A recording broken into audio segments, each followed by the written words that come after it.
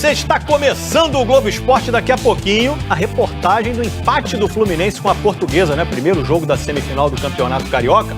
Mas eu vou começar falando de Flamengo, que encaminhou bem a vaga na final do Carioca. Teve show do Pedro.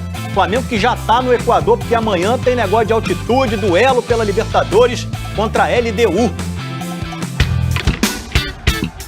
Esse negócio de ser garçom é bom motivo para depois inverter os papéis.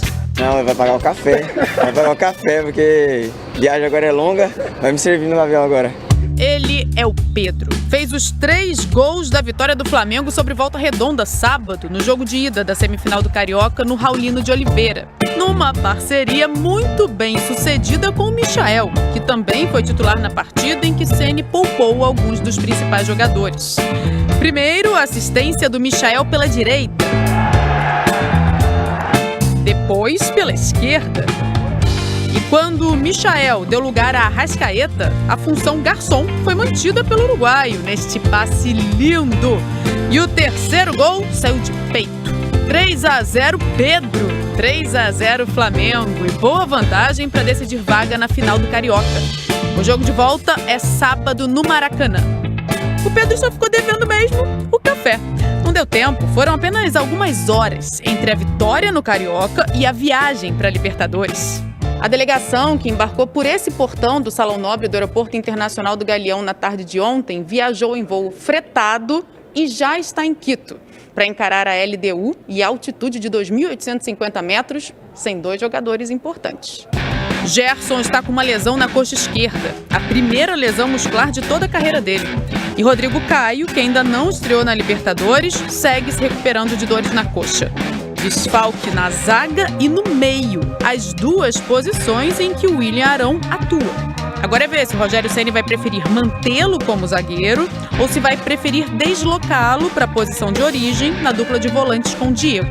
Quem jogar não sei, mas quem entra possa dar o seu melhor e que a gente possa voltar nessa viagem com a vitória.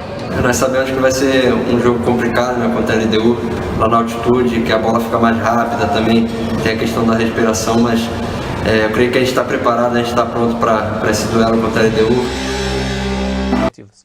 É inevitável. A melhor coisa que podia acontecer para o Flamengo era aparecer alguém interessado ou no Pedro ou no Gabriel. Não dá para ter esses 2 jogadores.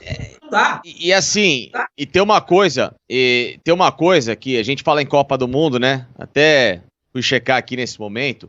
Por exemplo, em 2018, o Tite levou para a seleção, para a Copa do Mundo, Danilo na lateral direita, né?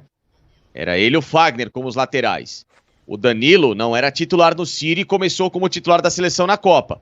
Depois acabou perdendo a posição para o Fagner em meio à competição. O titular do City era o Walker, né? Ele se revezava. Assim como o Henrique, zagueiro em 2014, não foi titular da seleção brasileira, mas ele foi convocado para a Copa do Mundo sendo reserva no Napoli.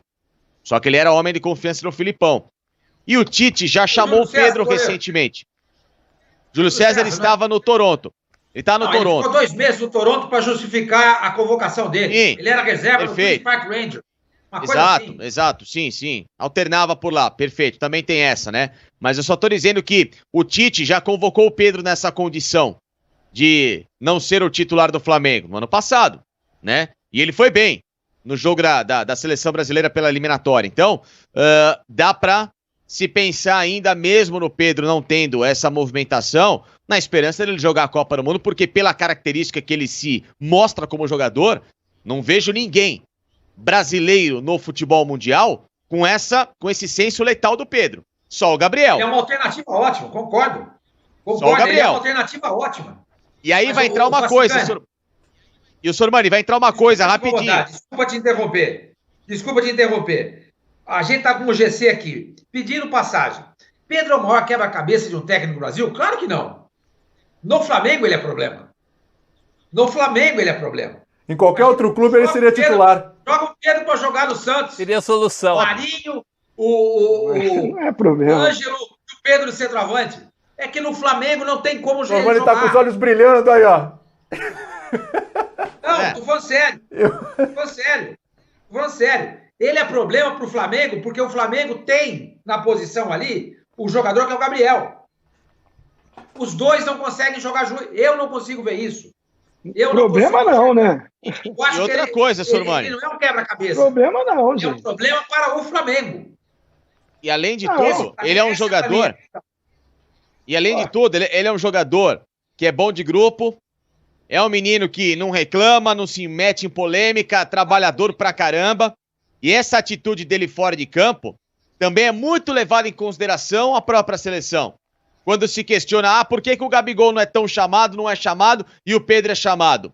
Essas coisas, elas também fazem diferença. E bastante diferença. Por mais talento que uns possam ter e outros não. Ser de jogador que era muito talentoso, foi pra seleção porque não tinha bom relacionamento com outros caras que eram constantemente mais chamados. Acontece essas coisas.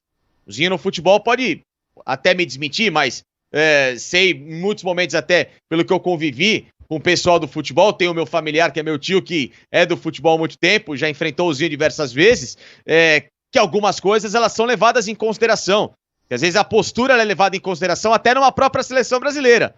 Quantos jogadores bons que não jogaram Copa do Mundo, né, Zinho? Por causa de comportamento. Não tô dizendo que o Gabriel é um cara que é um problema, nossa, um bad boy. Não, não é isso. Mas algumas atitudes dele, algumas polêmicas, algumas coisas desnecessárias que ele se envolve, acabam jogando contra a um cara que está disputando com ele no mesmo time a vaga. Só que ele